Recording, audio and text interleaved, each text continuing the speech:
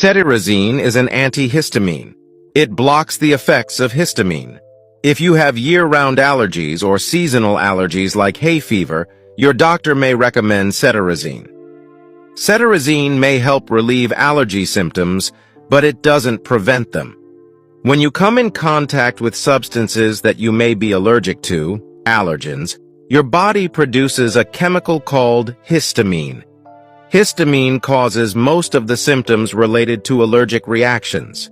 Cetirizine helps relieve mild to moderate allergy symptoms, such as sneezing, runny nose, itchy or watery eyes, itchy throat or nose. These reactions can happen after you touch or inhale allergens such as plant pollen, mold, or pet dander.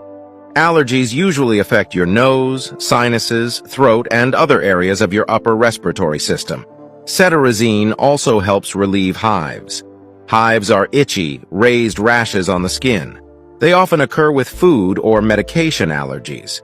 Cetirizine is a newer, second-generation antihistamine. Unlike first-generation antihistamines, cetirizine is less likely to cause side effects such as dangerous drowsiness, dry mouth, blurred vision, and overheating.